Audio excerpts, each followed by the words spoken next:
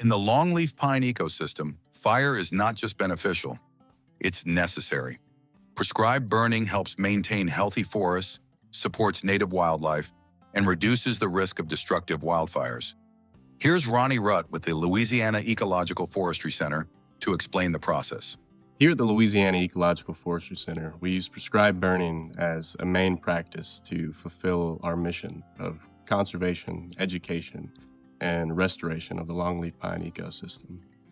Today, we want to talk to you about how to conduct a prescribed burn and what goes into that, such as planning, preparation, the kind of equipment we use and what equipment might work better for a private landowner, what we do day of for the burn, and what we do days after a burn. So we'll get into that and hopefully have a good burn coming up.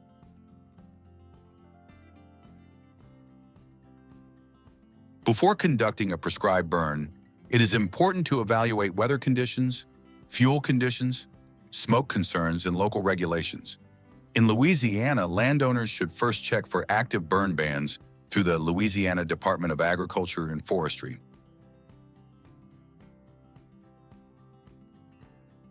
Fire weather forecasts can also be found through the National Weather Service, where landowners can review conditions such as wind speed, relative humidity, temperature, and smoke dispersion.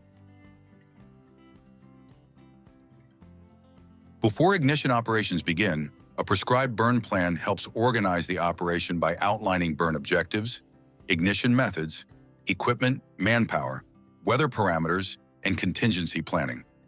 Louisiana residents can find prescribed burn plan resources through the Louisiana Department of Agriculture and Forestry website. Proper planning is one of the most important parts of conducting a safe and effective prescribed burn. This is some of the equipment we use here at the Leaf Center for prescribed burns. Now, this equipment is helpful, it's useful, it's what we use, but you don't need all this equipment to conduct a prescribed burn. What we recommend you have at the very least is a rake, preferably a fire rake. These are suppression tools, handheld suppression tools that you can use. This fire rake goes for about $70 online. We got ours from forestrysuppliers.com, but you can use other outlets to get your tools. This is a fire flat. This was also about $70 to $75 online. These here are drip torches. Drip torches go about $200 to $400 online. They're a little bit more expensive for a fire tool, but they're essential for lighting a line of fire. You need them if you're going to do a prescribed burn. And then we use our fuel cans. We put different mixes in there. For our drip torches, we use 70% diesel, 30% gasoline. And then we transfer that fuel into our drip torches. This is a smoke ahead sign. That's important for areas that are high in traffic. If your smoke is going to blow onto that roadway, highway, or whatever it is, it's important to let your neighbors know and let people know that are traveling in those areas that there's going to be smoke ahead. Before any prescribed burn begins, fire lines must be properly prepared. Fire lines create a barrier that helps contain the burn within the planned area and reduce the risk of fire escaping control. Depending on the terrain and vegetation, fire lines may be established using equipment such as tractors, dozers, rakes, leaf blowers, or existing roads and natural barriers. Proper fire line preparation is one of the most important steps in conducting a safe and effective prescribed burn. So, when conducting a prescribed burn, it's important to inspect your fire lanes beforehand. What you want to do is you want to make sure there's no burnable debris or material inside your fire lane. You want to make sure it's clear, it's dirt, green vegetation, something that fire isn't going to carry across your fire lane into a stand that you're not trying to burn. So for this particular fire, we're trying to burn this stand over here, and we're not trying to burn this stand over here. So what we'll do is we'll check our fire lane.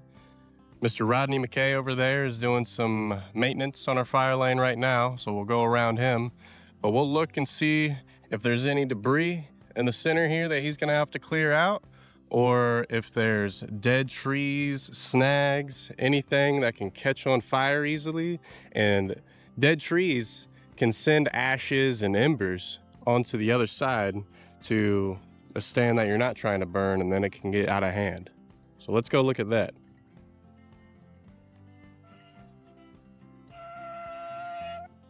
So far there's not any burnable material. It's just dirt right here. So we don't have to worry about a fire crossing this way. This is about 10 feet of fire lane that keeps this fire safe without risking this stand over here for burning. Now, if you look, we got a snag over there, dead standing tree. We got 2 dead standing trees right here that are pretty close to our fire lane. So what I'm gonna do is, I'm gonna flag both of those trees. And then when we come to burn tomorrow, we're gonna either rake around those trees beforehand so they can't catch fire, or we're gonna wet down those trees and prevent the fire from getting there, and we'll just kind of babysit this section right here. Additionally, before the day of the burn, all equipment should be inspected to ensure it is in good working order.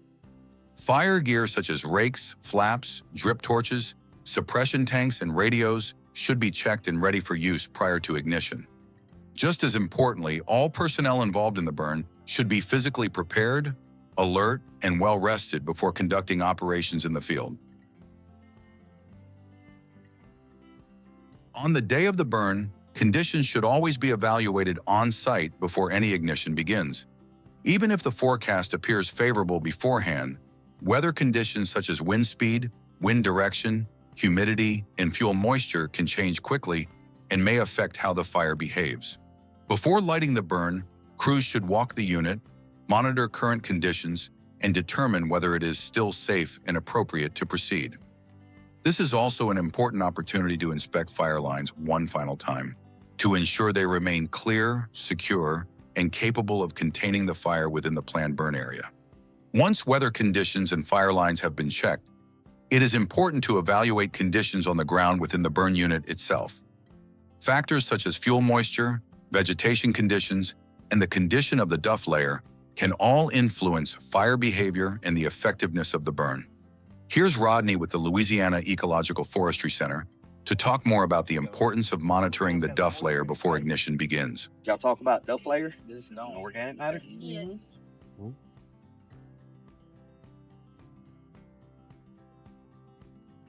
Somebody will tell me something about my duff layer? Let me look at it. Just gonna step on my toe. What do we notice about the duff layer immediately? Am I gonna kill that tree with fire today? Ain't much of a duff layer. Mm.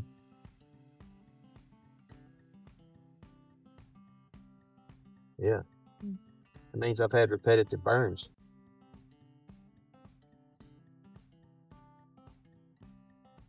It held shape. It's got moisture in it. If you do that and it crumbles and won't hold shape, there's no moisture. If it's got a lot of bark in it, if that's your duff layer, it's gonna get hot. That ain't gonna hold a shape because it's got a lot of bark in it, a lot of pine straw. So if I take all that out, it's hard to show you when all this has already been done. So let's get the shade. We'll walk through that tree and I'll show you the difference where it's never been burned.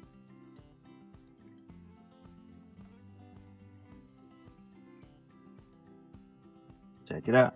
Tell me the difference. Is there a difference? Here it almost feels like fountain. Try to make a shape out of it. Yeah, Got moisture in it. holding together as well. Yep. The bark is a little bit deeper, like There's more the duff. dirt, you see more bark duff, in it. right? Mhm. May not be a bigger difference because we have bushes. But as I work around that tree to kind of assess it, I got a lot more pine straw I got to pull out of there to get the soil. Look, see all that bark?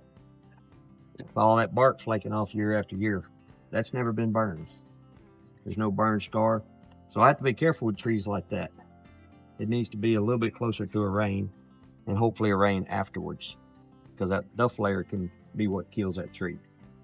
You can girdle that tree by burning your duff layer, get it to that cellular death temperature, and it's gone. You'll ring that tree. Done it several times, and it'll crater out. It'll actually make a little crater where it burned down. So you not only killed some of the feeder roots, you've also killed some of that critical structure of that trunk of that tree. After conditions have been evaluated and the burn plan has been confirmed, crews should conduct a final briefing before ignition begins. This briefing should cover safety procedures, crew assignments, communication, equipment checks, and emergency contingencies to ensure everyone involved understands their role during the burn operation. Proper personal protective equipment is also essential during prescribed fire operations. Clothing and gear should be selected to help protect personnel from heat, smoke, and other hazards encountered on the fire line. Here's Ronnie to discuss personal protective equipment, the safe use of drip torches, and the purpose of a test burn. You just had a class explaining all this stuff to you, so I'll pick on a couple of you guys to give me examples of what safety gear looks like for a prescribed burn. All right, so Luke, what you got? Give me 2 items. Hat and glasses. Hat?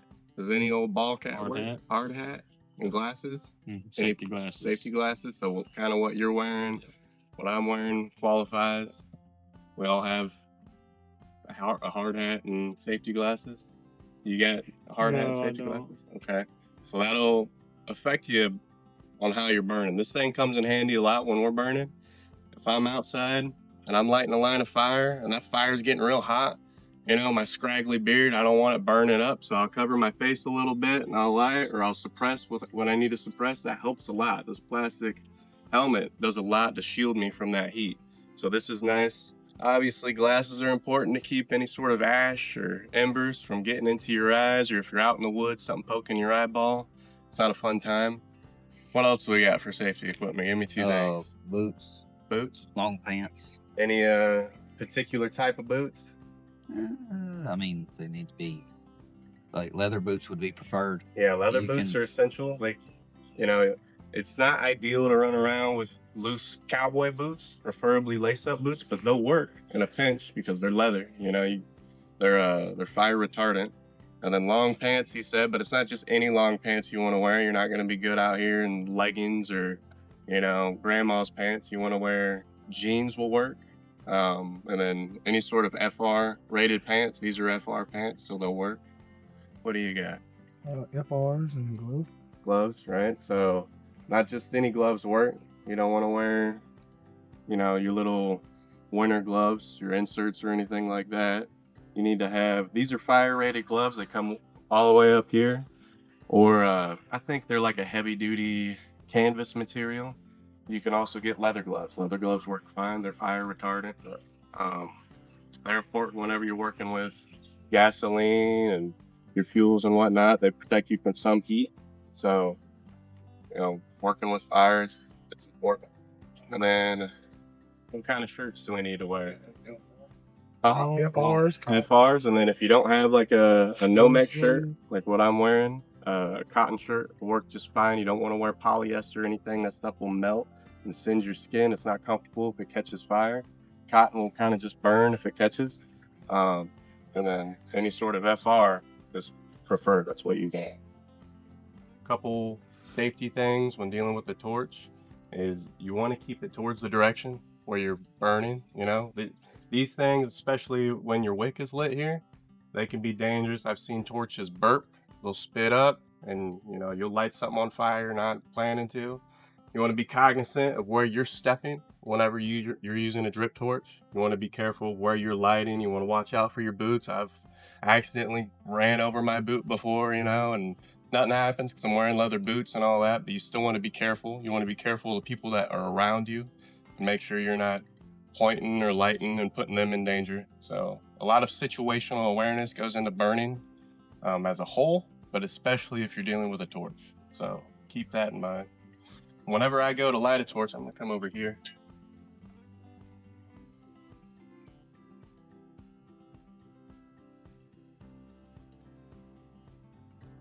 I light my fuel on the ground first, my burnable material first. It's just a safety thing.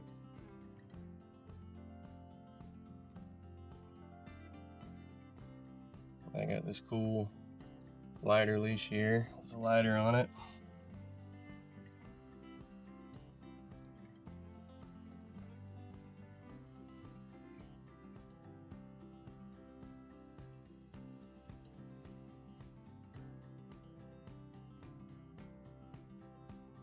little bit of fuel here. I get come here. This lit part right here is the wick. And this is pouring fuel onto that wick. And as fuel comes through the wick, it catches on fire, and then you're able to light. I know.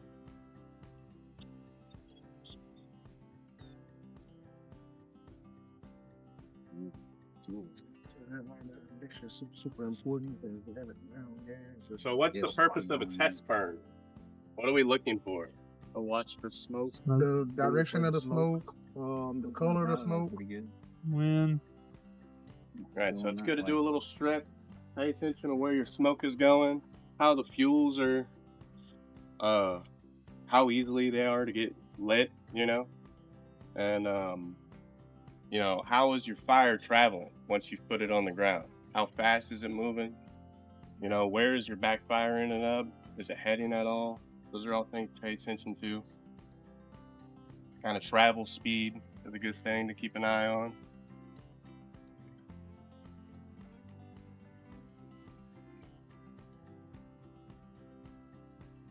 So what do we have? Color smoke. White. What blue? White.